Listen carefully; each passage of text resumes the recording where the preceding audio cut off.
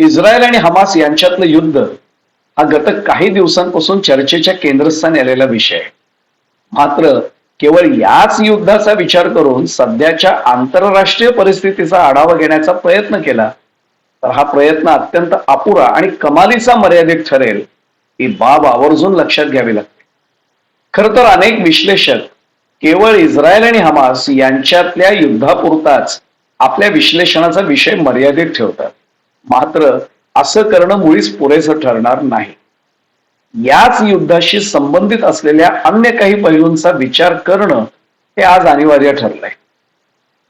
मुळात इस्रायल आणि हमास यांच्यातल्या युद्धाची व्याप्ती ही प्रथमपासूनच केवळ या दोन घटकांपुरतीच मर्यादित नव्हती हे लक्षात घेतलं पाहिजे. त्याला अगदी पहिल्यापासूनच अन्य काही पैलू जोडले गेलेले होते आणि आहेत.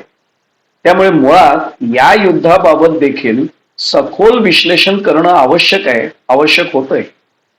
त्यातही आधीपासूनच सुरू असलेलं रशिया युक्रेन युद्ध, मध्यंतरीच्या काळात पुन्हा एकदा उफाळून आलेला आर्मेनिया आणि अझरबैजान यांच्यातला रक्तरंजित संघर्ष या दोन अन्य घटकांचा देखील इस्रायल आणि हमास यांच्यातल्या युद्धासमवेतच विचार करण्याची आत्यंतिक आवश्यकता आज प्रकर्षानं जाणवते. किंबहुना असं केलं तर आणि तरच सध्याच्या आंतरराष्ट्रीय परिस्थितीचं आपल्याला साकल्यानं आणि समग्र स्वरूपात आकलन होऊ शकेल असं म्हणता येईल. मुळात यंदाच्या ऑक्टोबर महिन्याच्या पहिल्या सप्ताहाची अखेर ही अत्यंत धक्कादायक स्वरूपाची ठरली. 7 ऑक्टोबर रोजी हमास या पॅलेस्टिनी दहशतवादी संघटनेनं, त्याला अनेक जण आजही दहशतवादी म्हणायला तयार नाहीत पण ती वस्तुस्थिती आहे, या दहशतवादी संघटनेनं इस्रायलवर केलेल्या सशस्त्र हल्ल्यानंतर या दोहोंमधला रक्तरंजित संघर्ष पुनश्च उफाळून आला. मुळात हा संघर्ष काही नवीन मुद्दा नव्हता, तो नवीन मुद्दा नाहीये. पण यावेळी या संघर्षाला मोठ्या युद्धाचं भीषण स्वरूप प्राप्त झालंय. त्यातही अलीकडच्या काळात मिळणारे काही संकेत हे अधिक चिंताजनक मानावे लागतील असेच आहेत. या संकेतांचा विचार केल्यास नजीकच्या भविष्यात हे युद्ध केवळ एवढ्याच भूभागापुरतं मर्यादित राहील की त्याची व्याप्ती वाढू शकेल, याबाबतचा धोका आज संपूर्ण जगाला स्पष्टपणे जाणवू लागले. वास्तविक पाहता इस्रायल आणि हमास यांच्यातला संघर्ष हा काही नवीन विषय राहिलेला नाही. आजवर अनेकदा हा संघर्ष जगानं अनुभवलाय. मात्र यावेळी हमासनं इस्रायलवर केलेला हल्ला हा सर्वांसाठी कमालीचा धक्कादायक ठरला. हमासनं केलेला जो हल्ला आहे तो अल कायदा या दहशतवादी संघटनेनं अमेरिकेवर त्यावेळी केलेल्या हल्ल्या इतकाच धक्कादायक मानला जातो. अमेरिकेची सुरक्षा यंत्रणा मजबूत असल्यामुळे अन्य राष्ट्रांप्रमाणे अमेरिकेवर दहशतवादी हल्ला करणं हे कोणत्याही संघटनेला कदापि शक्य होणार नाही असा सर्वांचा समज होता. मात्र 9/11 म्हणजे 9/11च्या दहशतवादी हल्ल्यानं हा समज पूर्णपणे चुकीचा ठरला होता.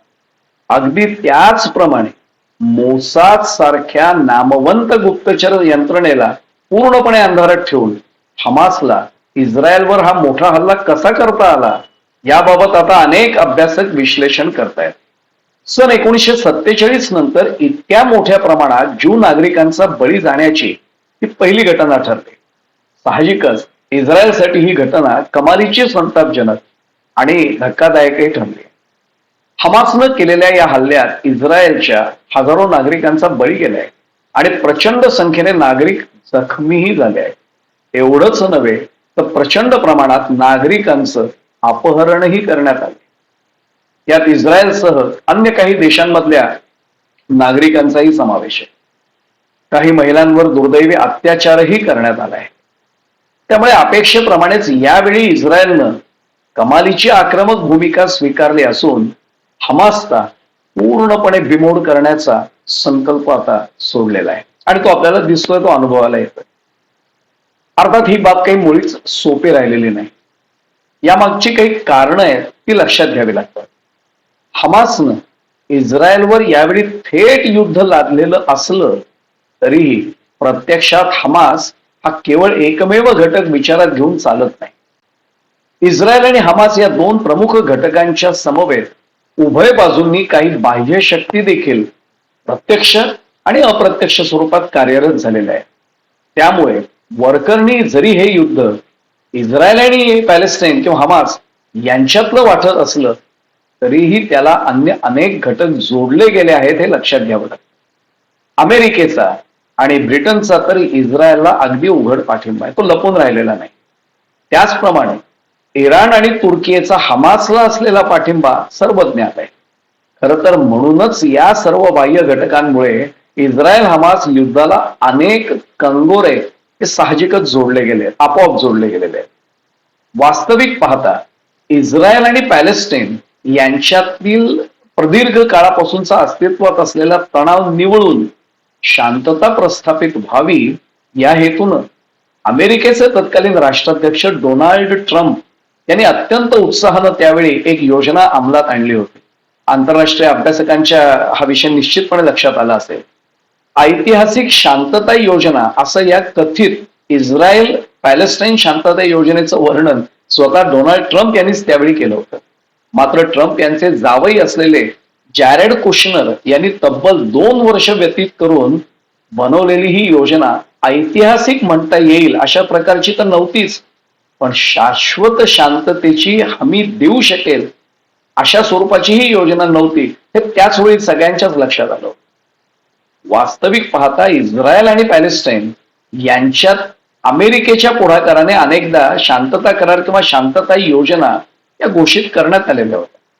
मात्र अशा प्रत्येक वेळी तत्कालीन अमेरिकी राष्ट्राध्यक्षांच्या समवेत तत्कालीन इस्रायली पंतप्रधान आणि पॅलेस्टाईनी नेते हे देखील एकत्र स्वरूपात उपस्थित राहायचे.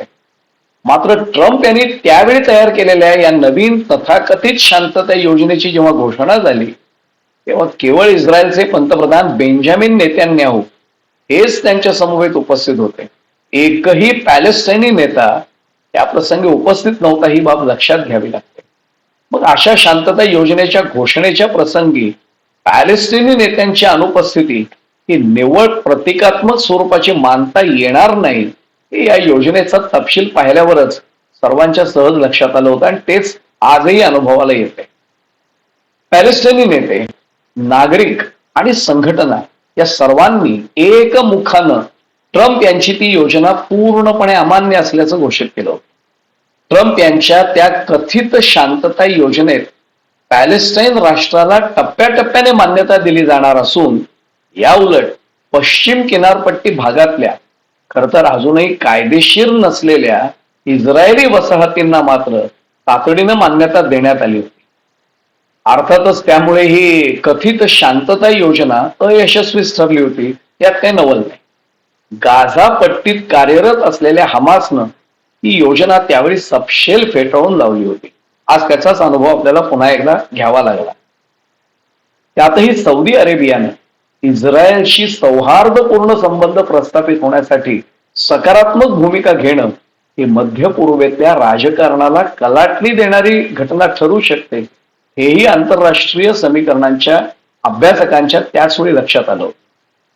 सौदी अरेबिया आणि इराण यांच्यातलं वितुष्ट जगाला परिचित आहे. मात्र त्याच वेळी इराणची पॅलेस्टाईनशी असलेली जवळीक आणि त्यामुळे इस्रायलशी असलेला तणाव हाही जगानं अनुभवलेला आहे.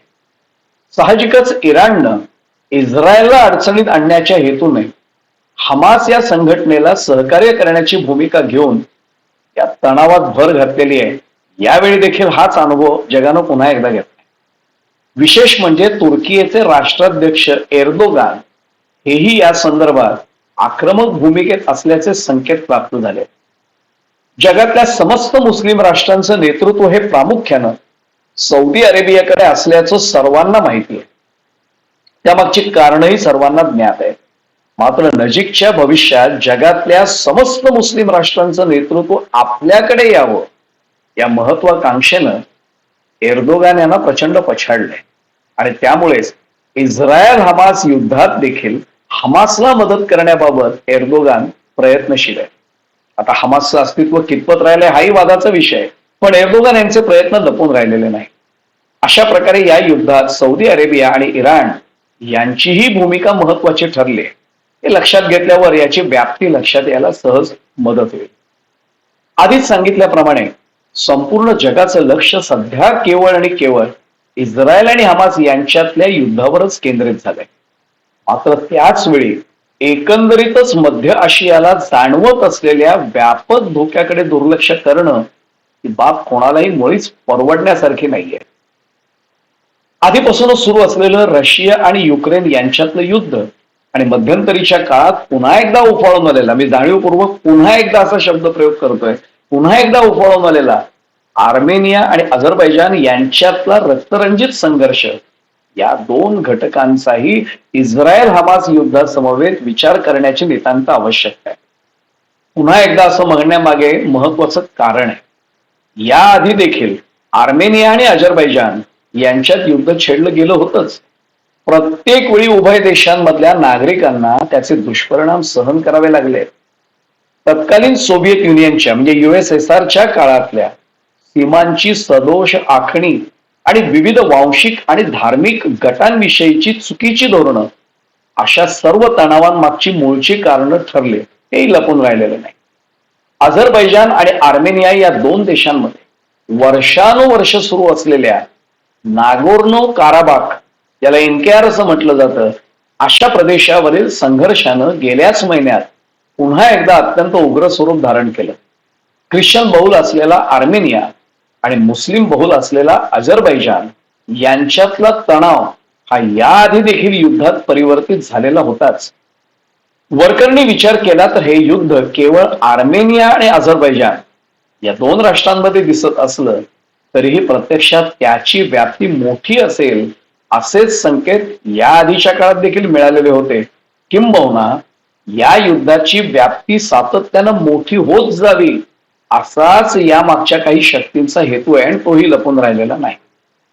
तत्कालीन सोव्हिएत युनियनचा म्हणजे सोव्हिएत रशियाचा घटक असलेल्या आर्मेनिया आणि अझरबैजान यांच्यात असलेला हा संघर्ष अगदी टोकाला पोहोचला. हे दोन्ही देश तत्कालीन एकसंध सोव्हिएत रशियाचा म्हणजे सोव्हिएत युनियनचाच भाग होते. सन 1920 मध्ये तत्कालीन सोव्हिएट युनियनमध्ये हे दोन्ही देश सहभागी झाले होते. सोव्हिएट युनियनचे तत्कालीन राष्ट्राध्यक्ष मिखाईल गोर्बाचेव यांनी पेरेस्ट्रोइका आणि ग्लास्नोवा यांचा अवलंब केल्यानंतर ग्लास्नोस याचा अवलंब केल्यानंतर सोव्हिएट युनियनचं विघटन घडून आलं. सन 1991 मध्ये सोव्हिएट युनियनच्या पतनानंतर आर्मेनिया आणि अझरबैजान ही दोन स्वतंत्र राष्ट्र नकाशावर आली. खर तर तेव्हापासूनच नागोर्नो काराबाख म्हणजे NKR हा भूप्रदेश कमालीचा वादग्रस्त ठरलाय. गेल्या 3 दशकांपासून दोन्ही देशांमधला वादग्रस्त भूभाग ठरलेल्या या NKRच्या मुद्द्यावरूनच या दोन्ही देशांमध्ये सातत्यानं संघर्ष सुरू आहे. सुमारे 1.5 वर्षापासून सुरू असलेलं रशिया आणि युक्रेन यांच्यातलं युद्ध अजूनही सुरू आहे. युद्ध समाप्तीची कोणतीही ठोस चिन्ह निदान अद्याप तरी दिसत नाहीये. त्यातच अलीकडे सुरू झालेला इस्रायल आणि हमास आणि अझरबैजान आणि आर्मेनिया यांच्यातला सशस्त्र संघर्ष यामुळे पुन्हा एकदा जागतिक अस्थिरता निर्माण झाली आहे नक्कीच. या सर्व कारणांमुळे जगातल्या प्रत्येक देशाला नजीकच्या भविष्यात दुष्परिणाम भोगावेच लागणार आहे. ते प्रत्यक्ष असतील किंवा अप्रत्यक्ष असतील, पण परिणाम भोगावे लागतील. एकंदरीतच संपूर्ण जग एका अर्थानं युद्धाच्या छायेत आहे. यातून काही मार्ग निघू शकेल का, की हा संघर्ष अधिक तीव्र होत जाईल, हाच आज संपूर्ण जगासमोरचा खरा प्रश्न ठरलाय.